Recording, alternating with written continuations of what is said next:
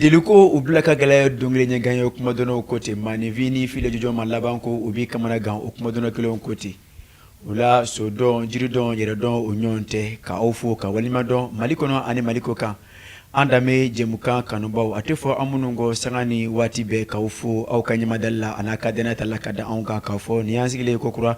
andame jemuka o konnana inafo amay adila ke chogomina kuma ni kuma ka kuma nyon keni mauyi hakli fulan fulo konnana chogomina misika kuma anga maya ka guna adamadeya depuis la wale fakase bima o mi biseke sababu ambishi fina ka anga sika so mo sama soro o hukumu konnana anye wele bla anga mawele ndoma ane mina je ka bijem kan ke nyonve konone kapa atiki bulu ana kuma seka airela afole nkofe ana atokone ajamu fo limana uye kasora ka foli takanyeshi bekelengala bila jinema sananga do nyiningalo konana mbalmake eni sokoma ajaranye sanogo kifo alhamdulillah dante foli mina ajaranye ne isa jabati mbora kai ludo mbora madi jabati la mbora seguba jabati la mbora jilmusa jabati la jilmusa jabati saya soro ani filabo tamana nyogon fe labo sisuko ne bora kay baflabe dugme khontela tuminasu ne bora tuminasu ne isa jabati sanogo ka intellectuel foli mina foli kala sigin television ima sirifula krengene ala ka basan demfo ani adeum bela jale ajaroyi alhamdulillah ko kuiri mako giriyo intellectuel ke ko sanogo isa jabati aweti sanogo ajaranye kifo kifu itamasena ka ifu kokura ka sangani ikelengo fe kan awele jabi anga je ka masala bi soma anda meje mukan okonana ola bi ana masala minga odeye mogoyai tiendo jabati mogoyai femba ide ajaranye sanogo gafoli la segi yerema ibe bara mena ninde chien bien ko bela jale watide tiendo madonna okoti ko matati dien ma bi clé de kediena abi foli la segi alayma aske ka mbokolo bela jalem fu ko wali mando ka banyu manke bela jalem fu tu utura ka fo kuma kono ko dugumana aleti kininke miye kama me abake adambe kama kuma ambe dambe maufu ambe dambe tufu sanogo ni mogo ya fora ne fa ni mfonye aka kuma kono akoko mogo faka bibbe ko ngako mogo ya fakali ko madaga mogo faka idmei to ko mela côté toute personne nuisible pour la société mimbe ya ti pour nya te pour nya aleti nyali ke sigi kono fu tieni kale kelem fakali bibbe mais mogo ya fakali idmei en fla do kenekan mogo ya fakali idmei e fla ko miria do de soro ka ira dien la ka labo no il dambe maya ka sigi abna mogo ya fakali idmei mimbe hera fara hera tanaka ka bi je ka ke minyo tabia la tien mogo ya faka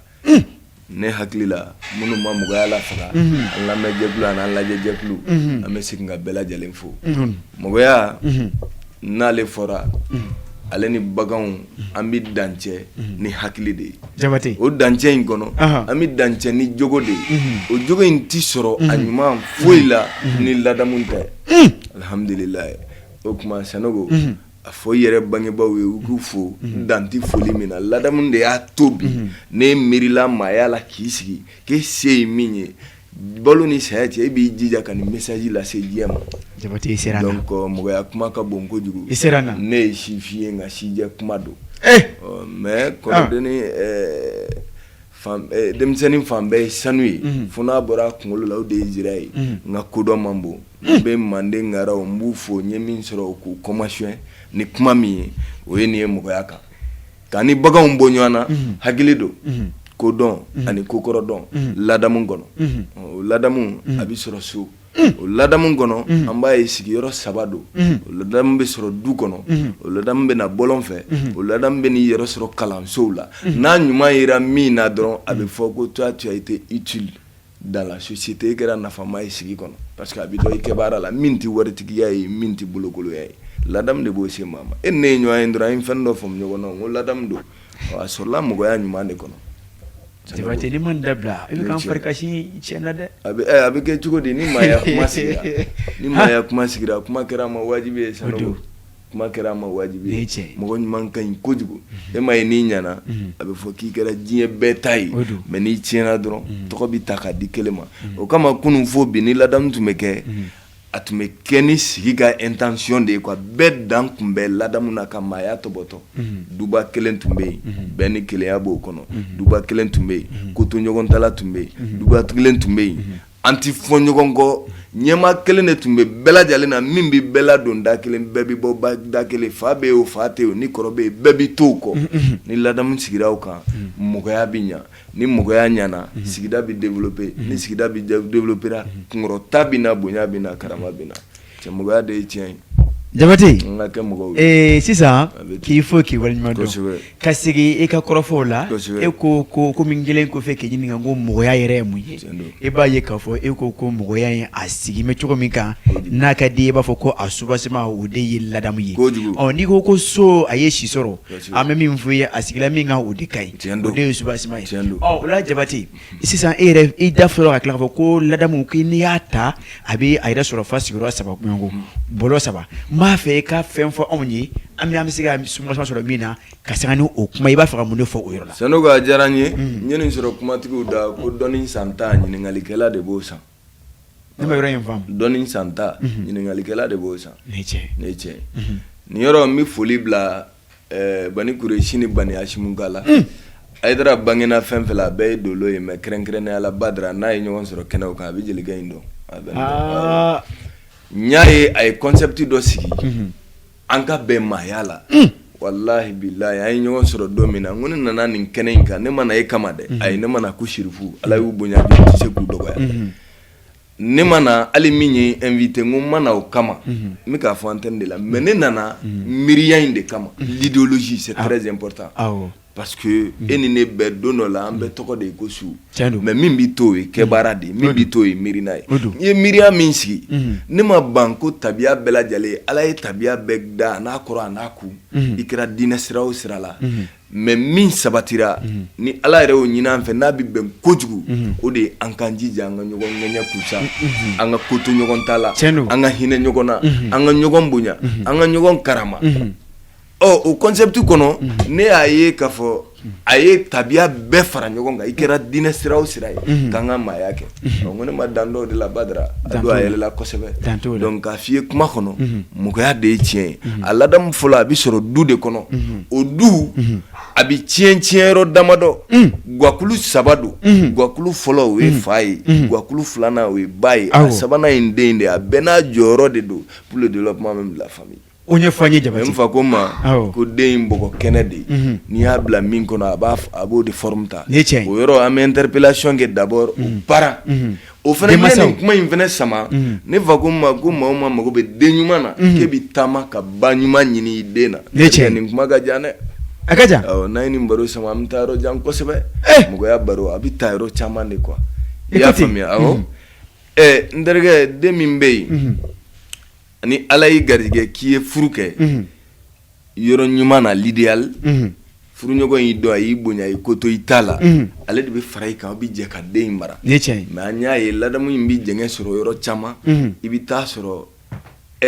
furuɲɔgɔnw yɛrɛ ni ɲɔgɔn cɛ furumuso min bɛ yen n'ale kan ka ko to i t'a la a kan k'e bonya a kan ka fara i kan den kanu n'a fɛngɛ bolo ma ni den ye ko kɛ ale tɛ fara i kan u ka den lagosi au contraire ale yɛrɛ bɛ den labila ale bɛ e labila den ye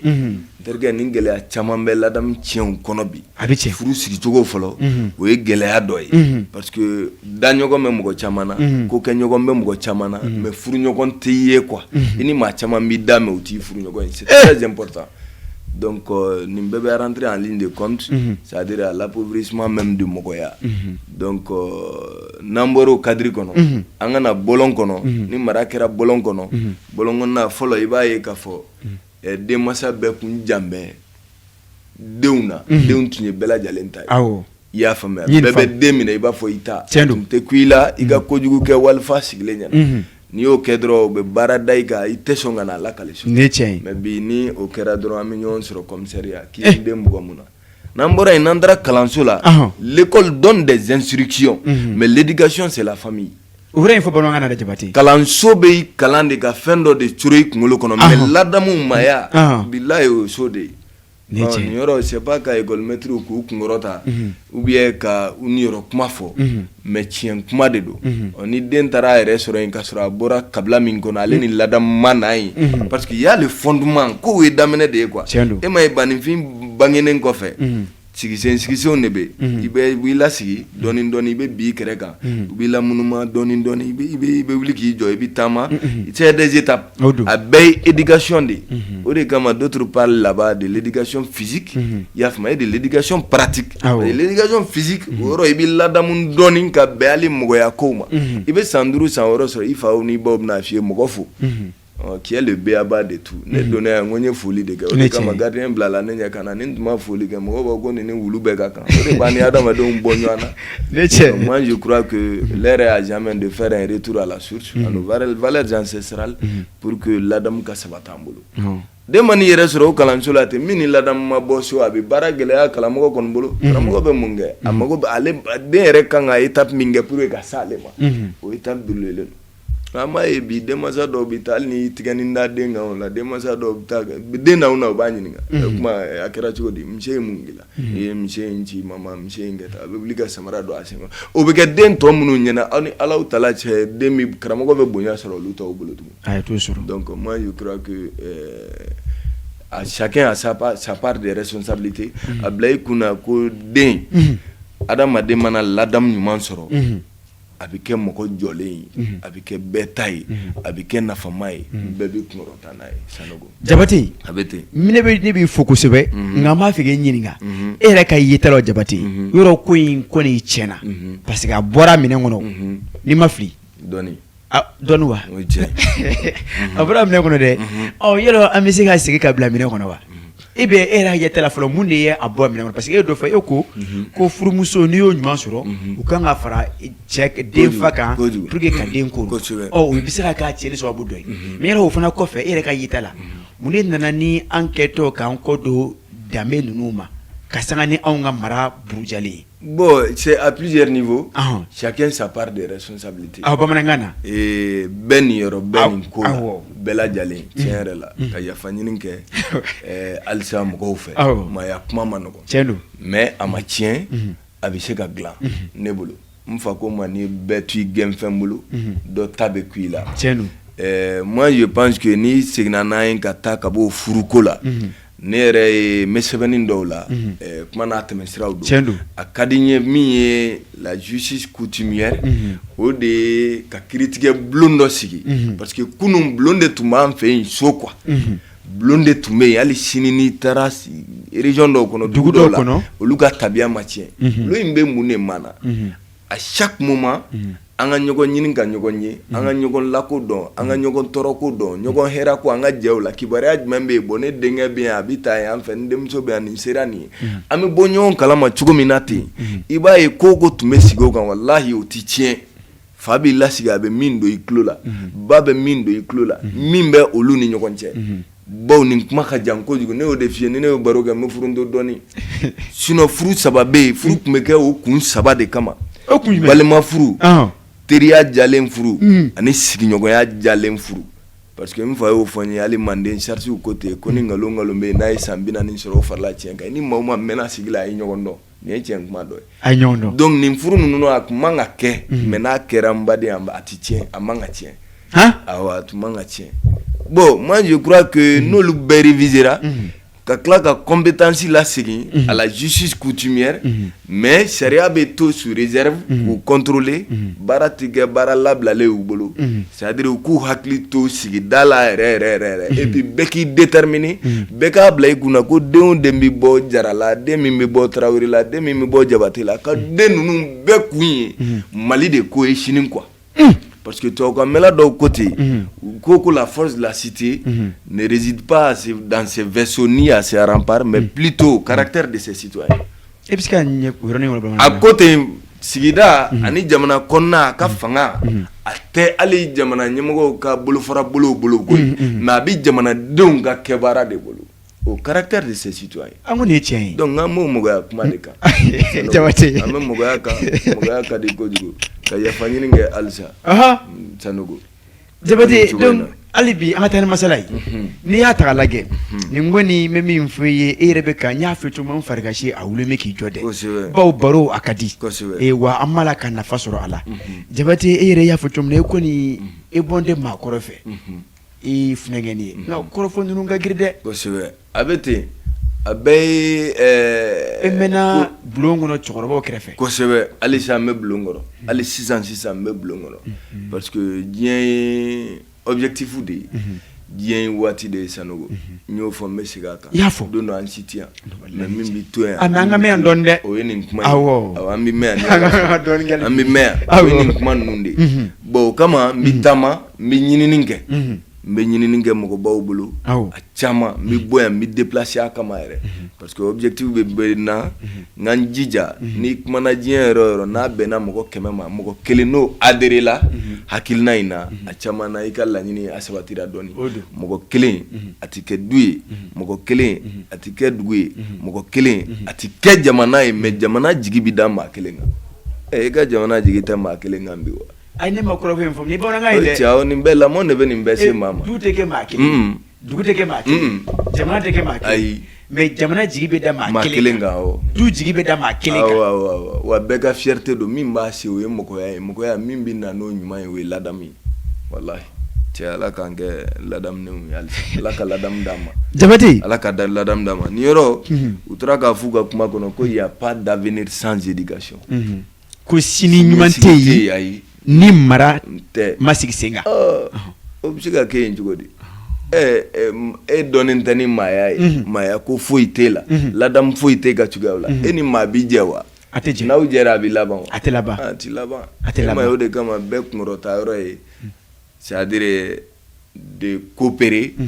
avec des personnes positives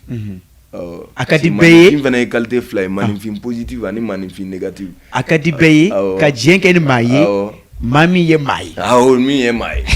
o ye tiɲɛ o de ka di bɛɛ ye o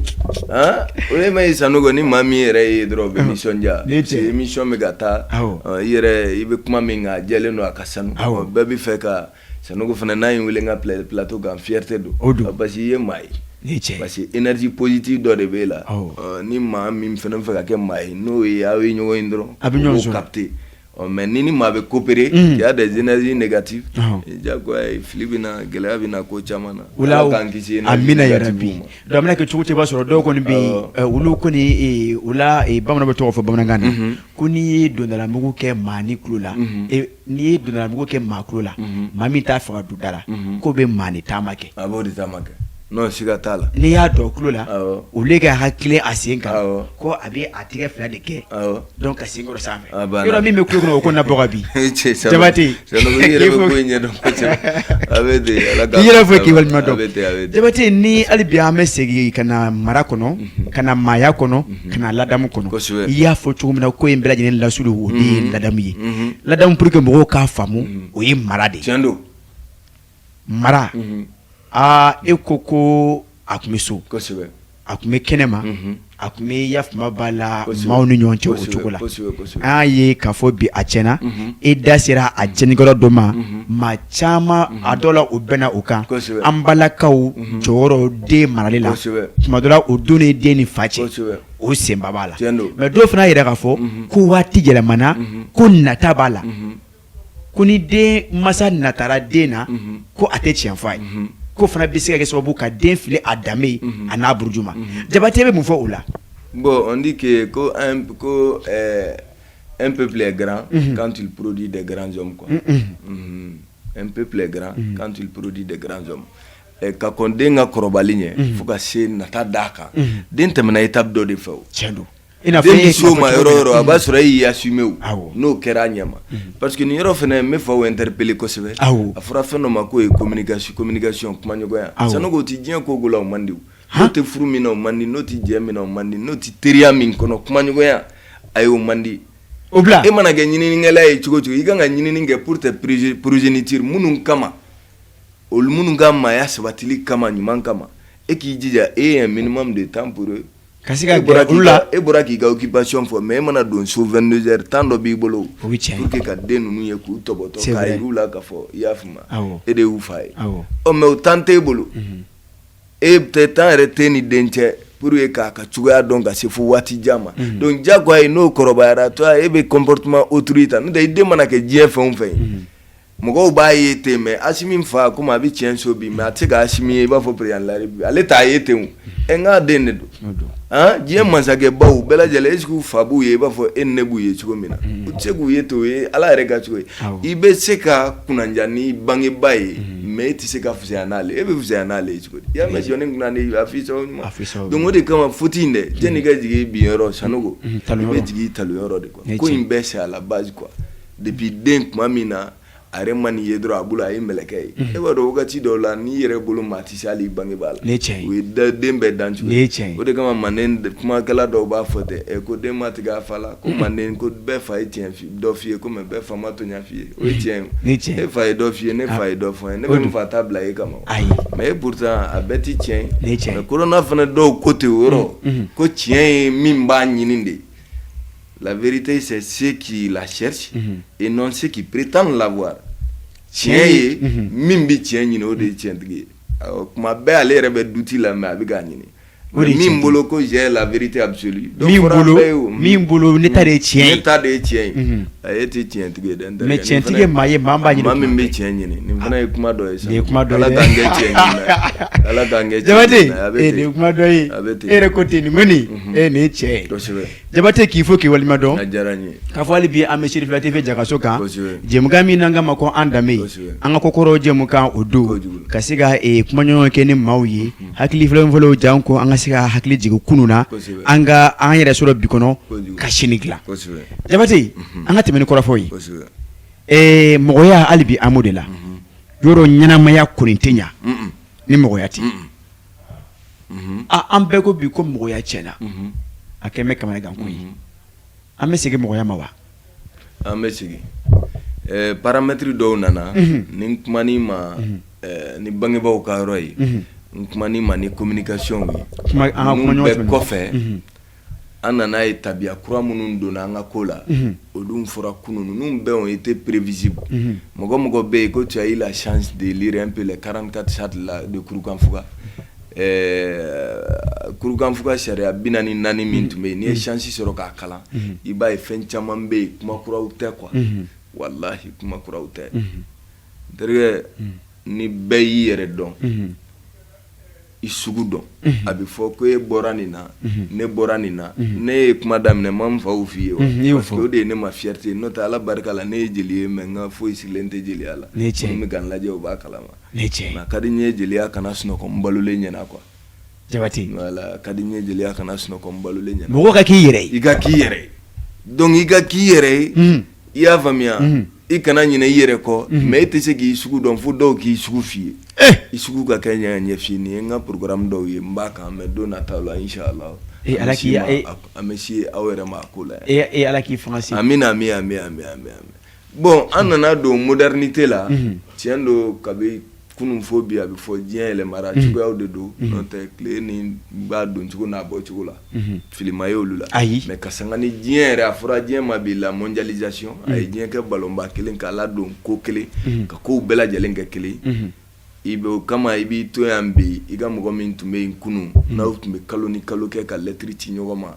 a lɛtiri jaabi tɛ se e mago b'i kan e ka mɔgɔ mɔgɔ bɛ diɲɛ fan bɛɛ o bɛɛ bɛ tilen k'e ye sisan n'i wele kuma bɛɛ nin ye tiɲɛ koyi Jabate nin ye tiɲɛ ye donc modernité min nana n'o nana impacter d'autres ont utilisé à des fins je dirais négatives dɔw y'a labaara négativement n'o tɛ ne yɛrɛ bolo a nacogo ɲɛna kojugu parce que kunun ne ni n ka mɔgɔw tun tɛ ɲɔgɔn sɔrɔ diɲɛ yɔrɔ jan kunun diɲɛ kibaruya ne tun t'a sɔrɔ diɲɛ yɔrɔ jan mais an bɛ nin bɛɛ sɔrɔ mais a tiɲɛni nana cogo di minnu bɛ k'a utiliser i y'a faamuya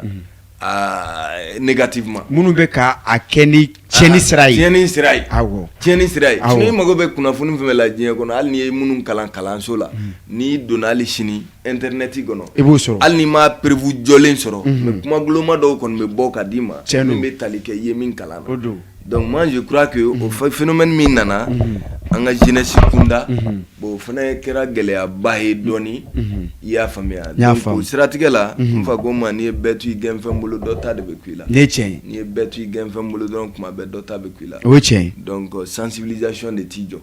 sensibilisation t'i jɔ o de ka kumaɲɔgɔnw wara kuma ɲɔgɔnya ti jɔ a ti jɔ wala a ti jɔ hali dɔɔni a ti jɔ a kana k'e kɔnɔ k'a b'a dɔn quoi parce que dibi o dibi ka jugu Sanogo ye kodɔnbaliya dibi de écoute ale ka jugu su dibi ye dɛ kodɔnbaliya dibi parce que kodɔnbaliya o bɛ faamu kuma dɔn mais min t'a dɔn k'ale t'a dɔn yɔrɔ il faut vraiment un travail acharné ale kɔni n bɛ min fɔ i ye o wuli man di dɛ min t'a dɔn k'ale t'a dɔn o la kuma dɔw b'a fɔ ko sunɔgɔbatɔ wuli ka di ni kalabanci ye ni kalabanci ye Sanogo i yɛrɛ bɛ ko in n karamɔgɔ an bɛ ka kuma o nɔfɛ o an bɛ ka ko in tɔmɔ kumakɛlaw nɔfɛ n'i y'a ta k'a lajɛ donc o b'a yira k'a fɔ pour que an ka se ka segin an ka k'an yɛrɛ ye o de ye Jabate yɛrɛ ka fɔ la an ka dɔ fara hali bi an cɛ kuma ɲɔgɔnw kan ka dɔ fara ɲɛfɔliw kan ɲɔgɔn ye dɔ bɛ dɔ dɔn dɔ t'o dɔn madama maakɔrɔw ni sifin ni ɲɔgɔn cɛ nka dɔ fana yira k'a fɔ ko bi denmisɛnnin tɛ gɛrɛ maabakɔrɔ la ko o tɛ taamasiyɛn ɲuman ye n'a ma gɛrɛ i la e bɛ kuma a fɛ mɔgɔya ye fila de ye ale t'a dɔn e min b'a dɔn e bɛ kuma a fɛ e bɛ courage ta kalansow la an ka matière minnu bɛ ni a bɛ f'olu ma éducation civique n'olu kelen don matière secondaire ye olu kɛ matière principale yɛrɛ ye très important parce que n bɛna min f'i ye Sanogo n'i taara diɲɛ lakɔlisobaw la ka diɲɛ fɛn bɛɛ kalan ni m'i yɛrɛ kalan ni Ala cɛ i ma foyi kɛ e ma kalan yɛrɛ k'a min da ko ne taara Oxford yen fɛ ne taara Harvard ne taara Sorbonne na e yɛrɛ tɛ i sugu dɔn wallahi i ma kalan wallahi Ala i ma fɛn dɔn n'i ma maaya kalan ne de y'o f'i ye bi antenne na i ma kalan je vous le jure donc n'a ka kɛ a yɛrɛ ye i k'i yɛrɛ n'i ma maaya kalan i ma foyi kalan parce que nkalon tɛ mɛn bolila o ayi o tɛ o kɔni o ye bilinka bolo de ye nkalon tɛ mɛn bolila surtout i ka société y'a fɔ cogo min na kunun e ye tabiya dɔw kuma mɛn i fɛ yen i y'a cogoyaw ye e y'o négligé ko i sigilen to ko c'est des histoires ko ye kuma kɔrɔ ko kuma kɔrɔ don hali sini an lamɛn ma sɔn ko minnu ma n'i y'a violé i yɛrɛ b'a dɔn i b'a nɔ i yɛrɛ la i b'a nɔ i yɛrɛ la ni cɛ o caman b'an ka cogoyaw la donc fo kalan in de ka kɛ quoi kalan in de ka kɛ fɛn bɛɛ lajɛlen bɛ sɔrɔ kalan de kɔnɔ Sanogo ni cɛ kalan de ye sigi yan donc o kalan o gulonnen tɛ f'an ka wuli ka taa kalansobaw la mais mɔgɔw i ka a daminɛ e yɛrɛ la k'a dɔn k'a fɔ e yɛrɛ danbe ye mun ye ko ne k'i ma ko éducation paramètre fila don mɔgɔw b'a bɛɛ kɛ kelen u bɔlen don u laɲini ye kelen ye mais ale ni instruction o de ye écoliso bɛ min d'i ma par exemple ninnu filɛ an bɛ an ka télé fo an bɛ an ka partie technique fo an ka caméramanw fo kalanso ye min d'u ma pour que u ka se ka ja ta k'a labaara olu c'est qui immortalise an ka baara kelen kɔfɛ san 100 ninnu de b'a ɲɛnamaya i b'a sɔrɔ mais tɔgɔ t'olu la e ne bɛ ka ko tɔgɔtigiya ta mais n ka baara kɛ b'a ɲɛdɔn ka tɛmɛ tɔgɔ tɛ ninnu na jamu tɛ ninnu mais wallahi u bɛ baara in ɲɛdɔn ne ye u sigilen ɲɛ b'a la olu de bɛ taa ninnu immortaliser mais u y'o kalan min kɛ so maintenant ka kalan in sabati u bolo ni n nana ni n donna jama la n kan ka n comporter tan ni n bɛnna n fa fila ma n'o kan ka kɛ tan ni n dɔgɔnin bɛnna n'o kan ka kɛ tan ni maa o maa bɛnna n y'o sɔrɔ so de o de ye maa ladamu in ye minɛ Jabate o de ye maaya ye o y'o sɔrɔ so de ni ma dabila écoliso m'o yir'u la dɛ ni ma dabila kulubalakaw bɛ dimi dɛ yir'u la baasi tɛ a bɛ ten ala k'a ni saba bɛn ami k'i fo k'i waliɲuman dɔn Jabate o kɔni b'a la k'an kɔri ko waati tɔ man jan mais baro kɔni b'a la ka ja ɲankuma an kɔni hali n'an ye bi ta bila yan an na sɔn ka k'an bɛɛ da ɲɔgɔn ye k'a fɔ hali bi an bɛ ɲɔgɔn sɔrɔ ni ala m'an ka jɔn jira nka sani o cɛ Jabate ka kuma lasegin ma k'i fo k'i waliɲuman dɔn k'a fɔ ni kumakan bɛ Jabate bolo bi a yɛrɛ tun ye min jigiya n ko ni n ye kuma da sɔrɔ n'o fɔ ladamu kan Jabate o ye mun ye bon o kuma diyara n ye kojugu n fa ko ma ko n'i ye dugutigi ye sigiɲɔgɔn kogo la o tɛ dugu ka kuma ye dɛ o ye dugutigi yɛrɛ kunkan ko ne cɛ n'i ye nin fɔra n ye a diyara n ye a bɛ bɛn alhamdulilayi ne bɛ n bɔkolo fo k'u waliɲuman dɔn toujours Sanogo ka foli di yɛrɛ ma a diyara n ye acteur camanba de bɛ yen bi nin ko in kɔnɔ minnu bɛ ne sigi wallahi fo san wɛrɛ ɲankuma u bɛ ka n kalan k'a ɲini u fɛ ne ye sifin de ye nin kuma in kɔni ne bɛ k'a fɔ mais n tɛ foyi dɔn a la n t'a ɲɛ yɛrɛ dɔn mais me ka ta ɲɛfɛ tan ka a ɲini olu fɛ olu ka dayɛlɛ kɛ an ye halisa pour que an hakiliw bi cari don min tɛ bi ye u ye sira min to an k'a lase a lase cogo ɲuman na o ye ne ka kumakanba ye bi siri fila kan ka ɲɛsin parce que i y'a dɔn k'a fɔ ko in bɛ laban min na o de ye yɛrɛ dɔn ye o de ye nin walahi o de ye nin f'a maa k'a danbe dɔn a kana kɛ tulonkɛ ko ye n'a tiɲɛna dɔrɔn e trace de tununa o e nɔ tununa terikɛ mɔgɔya mɛ min f'i ye a ma f'e ko fako laban ye denko de ye wa ne taara a man gɛlɛn jeliw tɛ tilen ka nin fɔ ko cɛya man jugu mɛ n bɛ taa ka jɔn to n kɔ f'i ka taa ka nafama de to i kɔ o don i ka taa ka jigi de to i kɔ jugu bɛ kalifa min na donc ne bɛ weleli bila vraiment acteur bɛɛ lajɛlen ma a kɛra jeli kunda o a kɛra historien ye u caman bɛ yen n da tɛna se u tɔgɔw ma kuma ma nɔgɔn a ma nɔgɔn ma don finman gasi la i bɛ tɛmɛ mun caman dɔn wa u yɛrɛ dɔnnen don jamana in kɔnɔ tiɲɛ don halisa u ka dayɛlɛ an ye u bɛ se k'an kunnafoni cogo min na vraiment pour que maaya in ka sinsin voilà o don Jabate n'i ko k'i b'i ɲin da i laban i b'i jugu caya k'i fo k'i waleɲuman dɔn kɔrɔfɔ minnu fɔra an y'a jigiya k'a fɔ an filɛlikɛbaa cɛman ni musoman Mali kɔnɔ ani Mali kɔ kan o n'a somɔgɔ sama sɔrɔ a kɔnɔ ka se ka baara kɛ n'a ye mandama an sifinnakaw Jabate ka se k'i fo kokura an ka wele jaabi la k'a fɔ jɛmukan a ko nin y'a setɔ ye a kuncɛ yɔrɔ ma wa an y'a jigiya k'a fɔ min fɔra maaw na nafa sɔrɔ a la k'i yɛrɛ fo k'i waleɲuman dɔn ka dugawu kɛ k'a fɔ i ye sifinnakɛ Ala ka maakɔrɔsi d'e ma Ala ka maakɔrɔsi d'e ma Ala ka hali bi e sago d'e ma Ala ka jamana basigi o la ka Mali kɔnɔ ani Mali kɔ kan nin waati in na an bɛ filɛlikɛla cɛ ni muso kanuba cɛman ni muso denmisɛn ni maabakɔrɔ an danbe jɛmukan tɛ fɔ maa ma kɔ k'u lajɛlen fo k'u waleɲuman dɔn nin kuma in na k'a fɔ bi anw ni Isa Jabate anw de tun bɛ ɲɔgɔn ka bɔ Kayi dɛ e m'o de fɔ ka bɔ Kayi Bafulabe Kɔntela ani Tumunasu bi anw ni Tumunasu Isa Jabate anw de tun bɛ ka masala an sera ka min fara ɲɔgɔn kan o de ye nin ye nka kuma la tiɲɛ tɛ ban kuma ka gɛlɛn anw ye denmisɛnninw de y'an bɛ kalanso n'an fili mɛ kuma min na o k'o kɛ yafa ye maa tɛ yafuma b'a la kuma dɔn